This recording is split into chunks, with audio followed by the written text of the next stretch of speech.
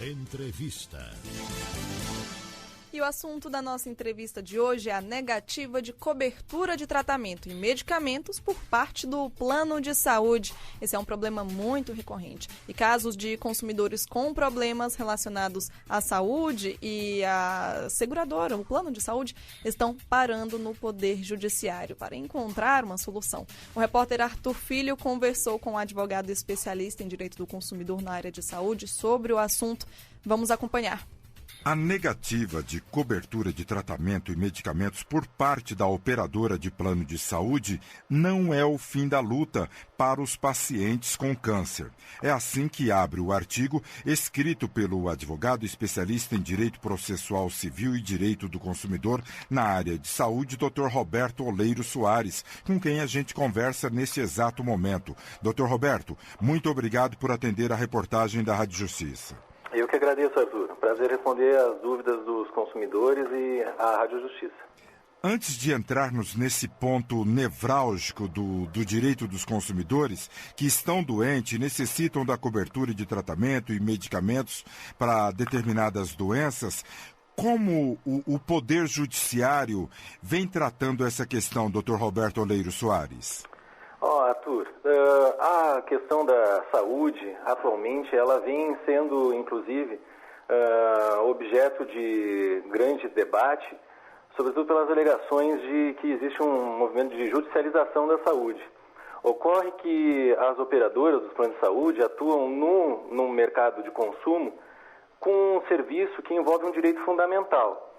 Então, no momento em que se opta por explorar esse tipo de atividade, não se pode imaginar que elas vão se furtar de responsabilidades que, na verdade, elas absorveram do poder público.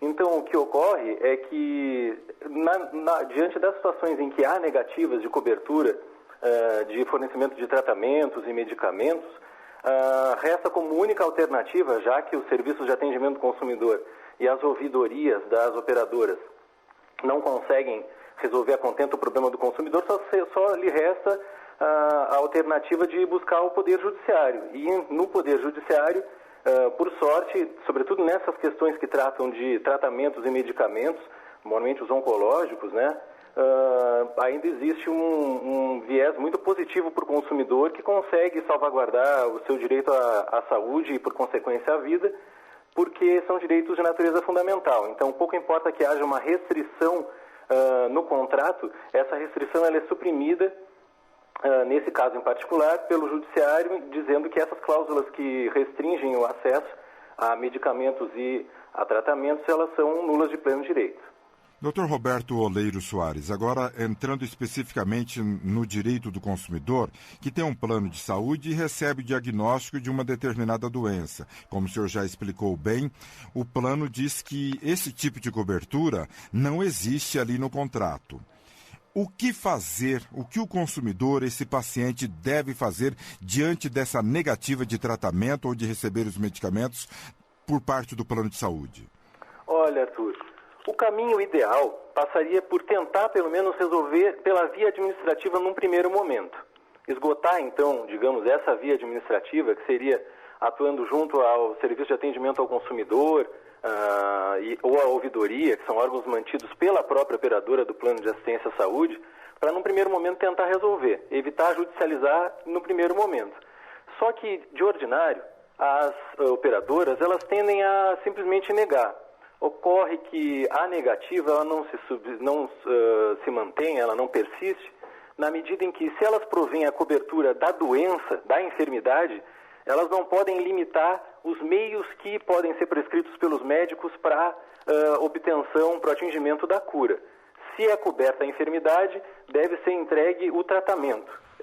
Quem determina o tratamento jamais vai poder ser essa empresa, a operadora do Plano de Assistência à Saúde, porque ela é um ente que atua no mercado e ela vai utilizar uma lógica mercadológica para fazer essa negativa, para chegar a essa decisão. E não pode fazer isso, tem que prevalecer o que é determinado no relatório médico. É o profissional da área da saúde que vai cuidar, o médico responsável que acompanha ali o enfermo, que vai determinar qual é o melhor tratamento, o melhor medicamento, e havendo a cobertura por parte do plano de saúde, esgotada então esse primeiro contato na seara administrativa, tentativa de resolução pelos canais do consumidor junto às operadoras, seja, como eu já falei, o serviço de atendimento ao consumidor, se ela tem alguma sede física e tem algum balcão que recepciona esses consumidores para dar andamento aos reclamos deles, ou até a ouvidoria. Existe até uma lei que determina que as operadoras tenham uma ouvidoria própria.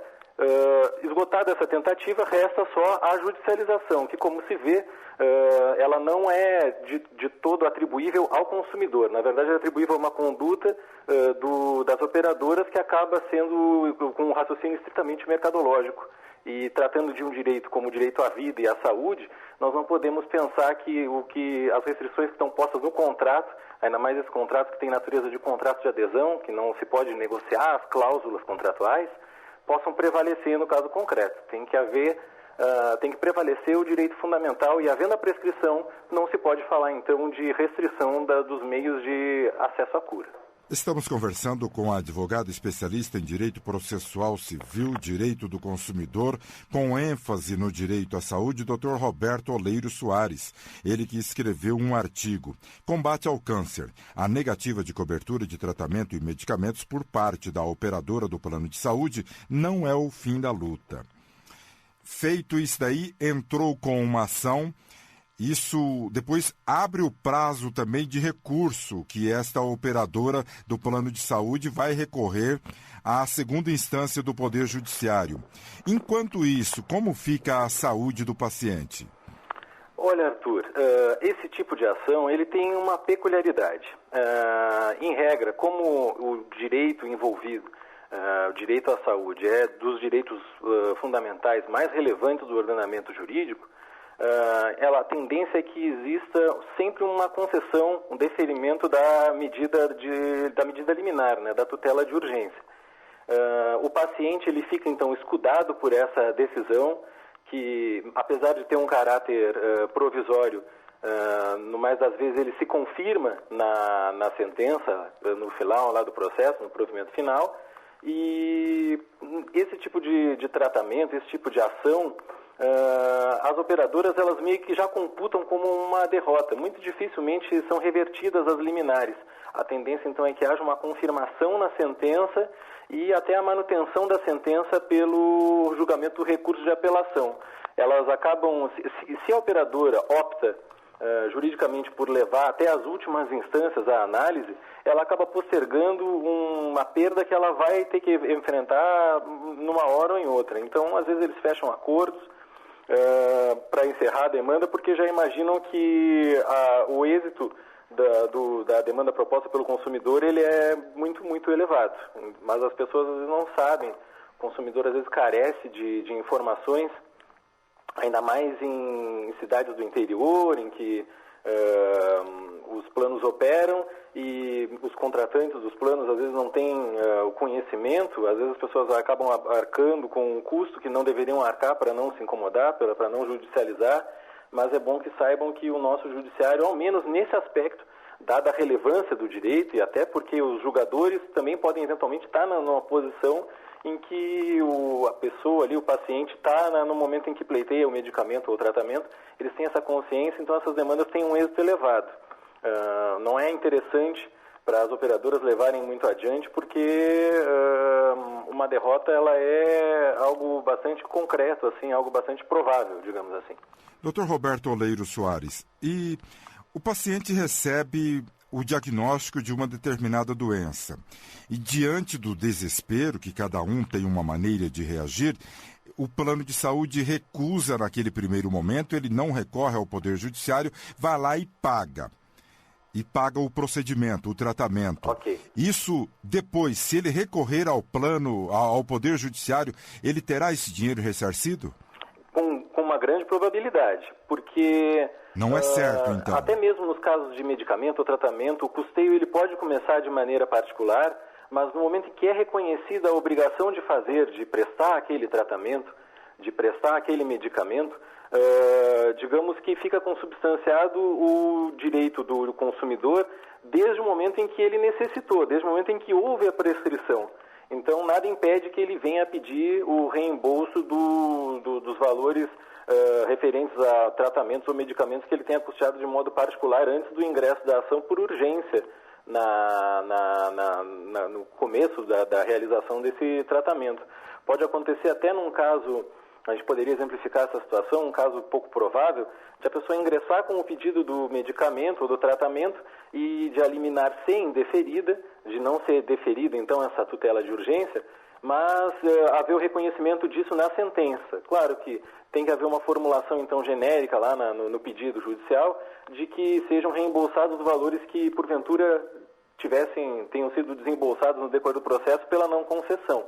Mas o reembolso ele é uma perspectiva bastante concreta a partir do reconhecimento do direito a receber aquele tratamento ou aquele medicamento por parte do consumidor perante a operadora do plano de saúde. Dr. Roberto Oleiro, e no caso do medicamento de alta complexidade que não faz parte da lista da Anvisa, o que o paciente, o consumidor, faz neste caso? O plano de saúde é obrigado a fazer a cessão desse medicamento, desse remédio? Olha, Arthur, nós temos, na verdade, quem regula o setor nesse aspecto é a Agência Nacional de Saúde, a agência reguladora, então, que trata da saúde suplementar. Caso não conste do rol da ANS esse medicamento, isso não necessariamente significa que vai ser negado o acesso ao medicamento. O rol, ele é um rol que os operadores do direito são familiarizados com esse linguajar. Ele é um rol exemplificativo, ou números apertos, como se fala, que significa que ele não esgota, ele apenas, lista alguns dos procedimentos ali que são aprovados pela agência reguladora. Mas, se for comprovado a partir de... Por exemplo, aqui no Brasil nós temos situações em que nós fazemos analogias com o que a Food and Drug Administration, a agência americana, o FDA, quando ele libera um determinado medicamento, se ele não encontrou ainda, digamos, uma liberação por parte da ANS, da Anvisa, nós construímos uma argumentação por analogia de que ele deveria ser liberado porque ele tem a eficácia dele comprovada. Então, a não previsão no rol não significa necessariamente que não vai se ter acesso a esse medicamento. Muito bem, nós conversamos com a advogada especialista em direito processual e direito do consumidor com ênfase na saúde, Dr. Roberto Oleiro Soares, ele que escreveu um artigo, Combate ao Câncer, a negativa de cobertura de tratamento e medicamentos por parte da operadora de plano de saúde não é o fim da luta. Dr. Roberto Oleiro Soares, muito obrigado pelas explicações do senhor. Eu que agradeço pela oportunidade, estou sempre à disposição da Rádio Justiça para esclarecer essas questões relativas, então, aí ao direito à saúde, sobretudo quando nós estamos falando da saúde suplementar, os planos de assistência à saúde que deveriam nos ajudar e às vezes nos dão tanta dor de cabeça.